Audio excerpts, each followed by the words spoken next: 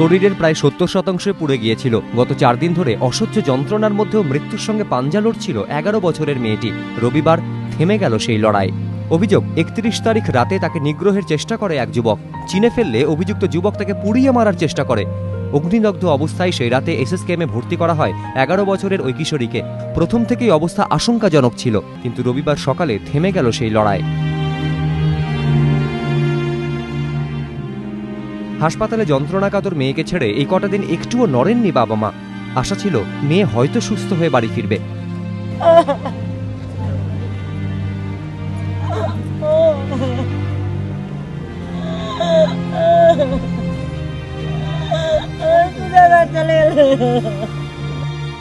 প্রশাসন সাজা না দিলে আমাকে দিয়ে দাও, আমি যেরকম বহু আমার মেয়েকে আগুন লাগিয়েছে ওই রকম লাগিয়ে সবাই লোকের সামনে আমি জ্বালিয়ে দিই, কি তার পর্যন্ত কারো মেয়ে উপরে এরকম ক্ষতি করে না।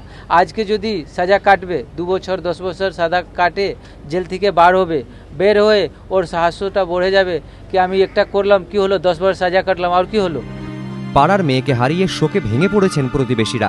গোটা শরীর জ্বলে গেছে, লিভে গেছে তখন, তখন চোখে দেখতে পাচ্ছে না, এমনি করে আসছে রাস্তা দিয়ে অনেকটা দূরে হেঁটে আসে। তখন আমি রিক্সা করে নিয়ে গেলাম ডাক্তার বলে, আমি চেঁচাচ্ছিলাম, তখন আমার মুখে রুমাল দিয়ে দিয়েছে, 2-3 থাপ্পড়ও মেরেছে ওকে।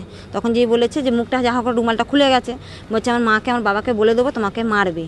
বলতে কি করেছে, দৌড়ে পালাতে হবে কি চেপে বসিয়ে পেট্রোলটা দিয়ে দেশলাই মেরে দিয়েছে। इंसाफ चाहिए उसको, पब्लिक अगर जेल से निकलेगा तो पब्लिक उसको जला के फेंक देगा, और नहीं तो आप लोग जो समझिए उसको जेल से बाहर नहीं निकलना है, उसको फांसी होना चाहिए और कुछ नहीं। অভিযুক্তের কড়া শাস্তির দাবিতে এদিন বিজেপির নেতৃত্বে গোলাবাড়ি থানার সামনে বিক্ষোভ দেখান মৃতের প্রতিবেশীরা। ধৃত কুন্দন অবশ্য শনিবারই দাবি করেছেন তিনি ওই নাবালিকাকে পুড়িয়ে মারতে চাননি। তবে পুলিশের প্রাথমিক তদন্ত কিন্তু বলছে গোটা ঘটনাটি পরিকল্পনা মাফিক ঘটিয়েছে কুন্দনই। পুলিশ সূত্রে খবর, স্থানীয় বাসিন্দাদের জিজ্ঞাসাবাদ করে প্রাথমিকভাবে যে তথ্য হাতে এসেছে তাতে জানা গিয়েছে কিছুদিন আগে জল আনতে গিয়ে কুন্দনের সঙ্গে ওই নাবালিকা ও তার মায়ের বচসা বাঁধে। তারপরই কুন্দন প্রতিশোধ নেবে বলে শাসানি দেয়। এরপর ওই নাবালিকা কখন কোথায় যায় তা লক্ষ্য করতে শুরু করে কুন্দন। দোকান থেকে কেরোসিন জোগাড় করে রাখে। 31 তারিখ রাতেও কুন্দন রাস্তার ধারে একটি ঝোপের আড়ালে অপেক্ষা করছিল।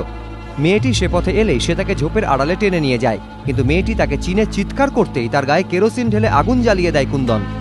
কুন্দনকে নিয়ে ঘটনাস্থল পরিদর্শনও করেছে পুলিশ। ধৃত কুন্দনের বিরুদ্ধে ধর্ষণ ও খুনের মামলা রুজু হয়েছে।